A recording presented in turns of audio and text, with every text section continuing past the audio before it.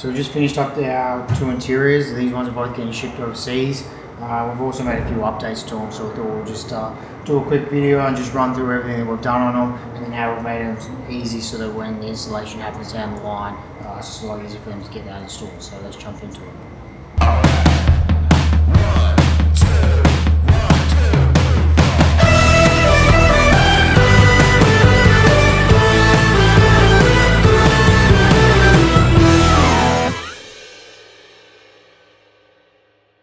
Started on the driver's side of the back here, so we've still got a big long compartment here. Not too much has changed on this one, but we have changed our latches. So the old ones that we used to use were slightly bigger, and they also had a locking mechanism in them. So we're just going to sleeker ones here. They just look a lot nicer, and they're a little bit more effective as well. So, and then inside is just where we put the duetto now. So yeah, we just put the duetto and the water pump in there. Typically, on our installs that we do, we'll chuck the water pump on the actual vehicle itself, just trying to limit how much water actually comes inside the vehicle if we can.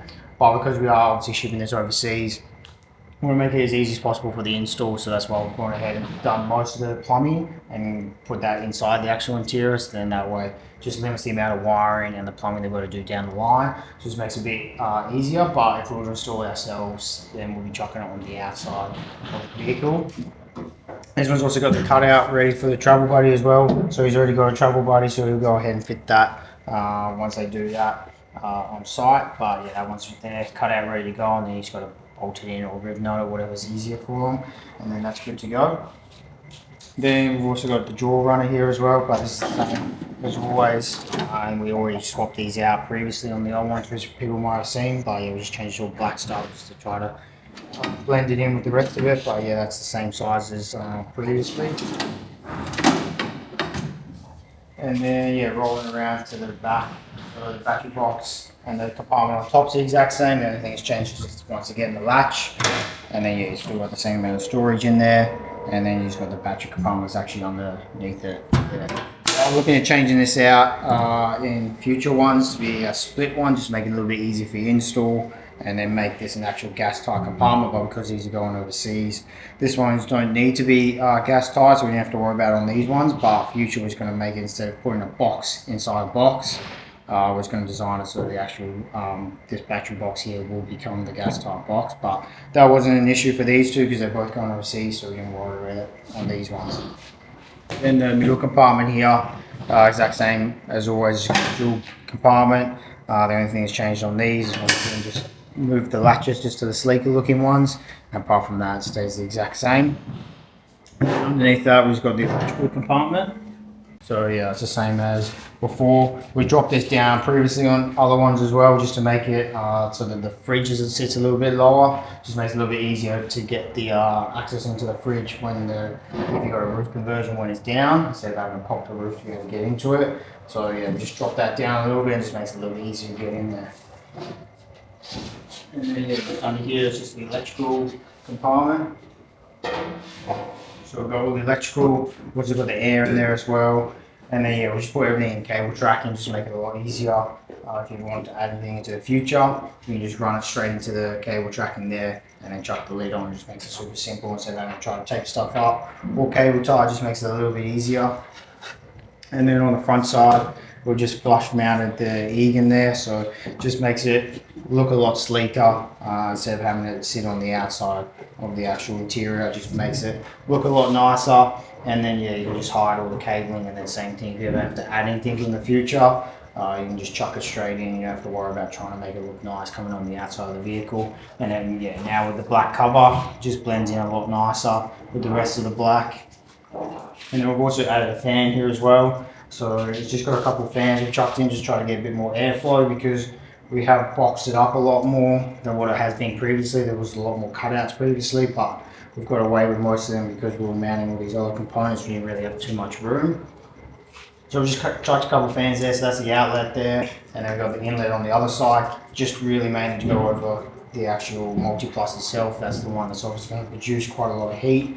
It's going to be working the hardest out of all of them. You will have the compressor that does quite a lot of heat, but obviously that's only for a short period, so it's not a big deal. But the multi-plus can be working hard for long periods of time, so you want to make sure we've got that airflow over it to try to keep it as cool as possible in here. Then we've got the RCDs on the front, so we've just got 3. We've just got the typical inlet and outlet one for all the multi-pluses get that, and then we've got the third one is just the duetto. So because the duetto is in under there, and you instead of putting a GPO under there and then having to turn the GPO on and off, lift the cover and that, it's just a lot easier to be able to flick a switch here, just be able to turn it on and off instead of having to try to get in under there. You may have stuff on top of it and just might be a little bit of a nightmare to turn it on and off. Just makes it easy just behind the passenger seat here, just be able to flick that RCD on and off to be able to control the 240 volt side. Then we've also got the cutout here for the diesel heater, so they are getting a diesel heater, so we've wired all that stuff in ready to go. You just got to actually plumb it on the vehicle and then just plug it straight in. So that one's got the cutout for that. And then located just behind that is all our Victron chargers. So we've got 2 Orion XS50 chargers. Then we've got an MPPT under there, and then another one for a blanket. So they're going to have fixed solar, so it's going to go into the bigger MPPT, and then it's got a little small 7515 there for the portable blanket. So that way they've got plenty of charge coming in, and they won't have any dramas there. And then located just behind that is just the IO extender, so that's the way that we can get digital switching on the touch screens of the Victron Touch 50, and then just located in the silver box here is just the 5 volt relay. So the unfortunate thing with the IO extender, it only does 5 volt signals, so we've got to convert the 5 volt signal to a 12 volt so we can actually use it. Otherwise, you're unable to switch any 12 volt accessories. So that's why we've just got 4 relays in there, just on a little circuit board. And that just converts the 5 volt signal to 12 volts so we can now switch them. And then if you've got any higher loads, then you've got to chuck another relay on top, but because we're only doing a water pump and a few small accessories, those relays are fine, but anything above 10 amps, you need to then go to a bigger relay on top of that, so you have to do another relay. But Victron are looking at bringing out new IO extenders that do 12 volt, so it saves you from having to do the 5 volt ones, but until they come out with that, you're kind of stuck doing this. But they are coming out with one soon that'll be 10 amp, 12 volt, so that'll be handy to have them in the future. And then located next to that is just the air tank. That's just the ARB 4 litre air tank. And then we've got the twin brushless compressor over on the other side there, along with the servo. And then we just had to chuck a little USB extender on that because we just maxed ourselves out with all our USBs. And then it's located on the back side here. We've got a couple of connectors. So we've got one big Canon plug, which is all the wiring going to the charge station. And then it's also got our Anderson plug for the fridge, and then we've got a USB connector there, and then also the HDMI connector for the touch screen, just all there. So then that way it just makes it super easy to be able to unplug everything. And then we've also got our plug here for the AC. So this is a nice quick disconnect there, so instead of having to get an electrician to do it, we can just wire it all up ourselves, certify it, and then it can just be disconnected and connected in, and then that way I haven't got to get an electrician out to be able to just do your 240 volt side of things. It just makes it super simple. We've also done something similar for the front side. So the front side, this has all got to go onto the actual vehicle itself. So we've just left our cable curled up here, and then everything's labelled. So you've got your solar, ignition trigger, and then your earth cable. So got enough length there. You can then go ahead and run that on the vehicle, and then everything's labelled, so you know exactly what you've got to connect all of this to be able to hook it all up once it's actually fitted inside the vehicle. And then same on the other side. So in the battery compartment here, so you've got your 2 earths. They've got to go into the battery negative. Then you got your positive, so they've got to go onto the mega fuse, which we haven't mounted because we're unsure on what size batteries they're going to actually opt for, so we don't want to go ahead and mount them because it might interfere obviously with the batteries they choose. So they're just labeled, but so you got the DC hub, then you got the 2 for the inverter, just all go onto that mega fuse holder, and then from the mega it goes onto the battery positives. And the same again here for the AC, so we've got a connector here because these obviously come apart and you need to pull them apart to be able to install them in the vehicle. This one's just another quick connect just for your hot water unit. And then we've just got the AC inlet here. This one's just unterminated because that one just get wired straight through on the vehicle and go straight into the actual AC inlet there. So that's why we haven't bothered to put a connector on that one because it's going to have to get run on the vehicle anyways. And then same again for all your other little connectors. Everything's just on plugs, so then that way you can just quickly disconnect it and connect it as you need to join these together, and then you can run it on the vehicle. Just makes it super simple because the main thing you want to try to do is make these as easy as possible to put in and out of the actual vehicle, because if you just make it pretty hard, then they're quite a mission to get them connected, especially this electrical cabinet. If you don't have them all on connectors and everything's kind of hardwired, it just means that there's a lot more extra work you got to do once it's actually fitted. or if it's not laid out quite easily, then it just makes it actually quite a nightmare to get this in the actual vehicle, because it is quite a tight fit. We obviously try to maximize space as much as possible. So if it's a bit difficult to get all these connectors in, then these become very hard to actually fit the cabinets themselves, because then all the wiring gets in the way and so on. So you want to make it as super simple and easy as possible when you are wiring everything in, to make it just easy to get these cabinets in and out. Otherwise, yeah, it's just a bloody nightmare to get them in. Then roll around to the passenger side here. We've just got our 4 drawers. Not too much has changed on them. We've just really swapped out just the locking mechanisms themselves. So before they used to be a twist and then lock one, but now we're just moving to a push button one, and then that way you can just push them out, and then you just pull the drawer straight out, and then you push in and just clip straight in. So instead of having to twist them each time, and then when you want to lock them in, have to remember to twist them back, it just makes it super simple. You're just going to press that and pull it out. You can do it straight away, and then just push it all the way home, and then just clip in, and you don't have to worry about the drawers coming out. So they're a nice high quality lock. They use them on all the ambulances, so they're super reliable, and obviously, yeah, they're pulling those drawers in and out all day, every day, and they never have any dramas with them. So that's why we decided to go ahead and choose those ones, and we knew that we're not going to have any dramas with them for our interiors. Apart from that, not too much change there, apart from on the back side really. Front side pretty much similar. It's just the back side, we made just a few small changes to it, but they're not visible once the interior is actually in. It's really just to make it easy to be able to run those cables. So before we used to hardwire them around the outside of the actual vehicle. Same again, it became difficult when you're actually doing the install. So we've decided just to put some little cutouts to make a channel for our charge harness cabling just to run through. So then that way we could pre-terminate everything and then do as much wiring on the outside of the vehicle. And then now, because we've got these channels, we can just pop them into the channels, and then once it actually goes into the vehicle, all the cabling will be tucked into those channels there, and then makes it easy to be able to get these drawers in instead of having to either run cables, like install this electrical, run them around the outside, then plug them in at a later date. We're able to pre-terminate everything now, and then as you bring in this drawer in, you can just plug them straight in, tuck them into the channel, and then it just makes it a lot easier to actually get them installed instead of having to re-route cables all the time. So it also makes it a lot easier when we've actually got to pull everything apart. For the event that you ever had to pull these drawers out of the actual car, you want to make it super simple and easy to be able to do that. The last thing you want to do is, if you've got a drama with something, you've got to replace it.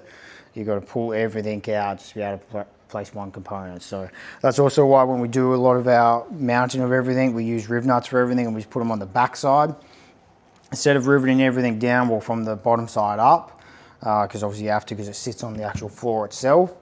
We just put nutserts on the back side and just stick them up, and then we just use them really as a thread, and then we can put bolts on top of that to then actually mount all our components down to the floor. So if you ever had to pull any of these components out that are actually bolted to the floor, you just unscrew them straight there, and then the whole component will come out, instead of having to go, oh great, it's riveted from the bottom side up, I'm gonna have to pull everything out, pull that drill that rivet out just to be able to replace this one component. We want to make it super simple. In the event that anything fails, just makes it a lot easier to actually replace components. That's why we try to condense everything into this compartment here for the electrical. That way you don't have components tucked over in this wall, and then if you've got to try to troubleshoot something that's tucked in some of these side walls, just makes it really hard to work out, or is that the actual issue, is it not? Because you can't get components in there, you can't get your testing equipment in there to be able to actually test everything to see if that's the fault or not. So that's why we opt to always put our electrical all in this one condensed area. Makes the wiring a lot easier, and then also for troubleshooting, that's the main reason why we do it. Is that way everything's in here. You ever have an electrical issue, you just pull this one cover off, and then you can get in there and you can test everything from there. And then if you ever do have to replace something, you can quite easily replace it. In the past, we have put stuff on the sides, which is obviously great for maximizing storage space internally, but in the event you ever have a drama, it's going to be an absolute nightmare to be able to fix them. That's why we try to condense everything in here, and that's what we see quite a lot of other people do, is they try to maximize the space inside, which is great. You can obviously fit quite a lot more in if you do utilize those side walls, but absolute nightmare if you ever have a drama. I would hate to ever have to be on the side of the road trying to work out why my DC-DC or my inverter or something's not working when everything is tucked in. Those side panels would be an absolute nightmare to be able to test and try to fix anything. So This makes it just super simple. Everything can be unbolted, everything can be tested quite easily. So that's why we decided to opt to have everything in here. And then yeah, just rolling around to the back side again, just on the passenger side this time, so same again. It's got that big drawer, nothing's changed there either, still the exact same length, still full size, and it's just, yeah, nice, easy, quick access storage, especially on this side with that barn door being the short one and the first one to open. There's just a nice big drawer that just makes it super easy to be able to access stuff instead of having to pull out everything, especially if you've got a tire carrier. Instead of having to undo all of that, you can just do that one barn door and get everything into there, and then just do a little cuppy holder in there. And then up on here is just the charge station. So yeah, it's got a couple outlets either side. Got the diesel heater on that side, and then yeah, you got your little your touch screen there. It shows you everything that's going on with the Victron system. And then we've got a couple outlets here. So these ones are actual EU outlets. That's what the customer requested, because this one's actually going to France. So there's got some EU outlets there, and we just wired them in, so it's all ready to go for them. And typically we chuck twins on there, but being the EU ones, we couldn't fit them. So that's why we just opted for one on the back side here, and then just one on the front side there. And then the benefit to Australia when it comes to like the EU and all that is they all share the same specs when it comes to the inverter and that, so we didn't have to offer a different one. Same for pretty much most countries, pretty much just the US, maybe a couple others that we've actually got to change the inverter out to suit them, but this one just suited them straight away. It's already built for the EU standards, so all we had to do was just wire in different outlets and then it was all good to go. But yeah, that's pretty much all the changes we've made. Most of the changes we're pretty much done is really just for future proof and then better usability really. That's a big thing that we're trying to concentrate on, is make it easier for the future, not just worry about what's easier for today. And that's why pretty much most of those changes we've made is really just make it easier when you go to install it in the vehicle at a later date. And then if you ever need to pull anything out, it's going to make it a lot easier to be able to pull it out instead of hardwiring everything. And then you got to pull half the car apart just to be able to get one cabinet out. Just makes it a lot easier. And then yeah, we obviously built all that components so they're easy to be able to pull out. We obviously designed everything that's going to last a long time, and it's obviously built that yeah, it could be in vehicles for 20-30 years, no dramas. But obviously most components, especially electrical, they're not going to last anywhere near that long, so you're going to have to replace them in the future. And then that's why it was a big importance to us to make sure it makes it's super easy to be able to replace any of those electrical components in the future, or to either upgrade them, as obviously DC-DC chargers, lithium batteries, all that get bigger and bigger into the future.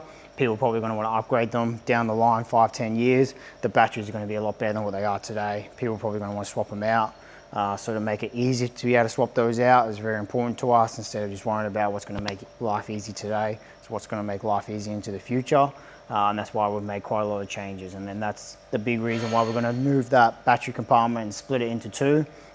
One makes it easy to install, but same thing, if you ever got to pull those cabinets out, it just makes it a lot easier. Instead of having to pull this one long cabinet out, it's going to be split there, and then you just got to pull this one out, and just makes it a lot easier to be able to access everything and then pull those batteries in and out.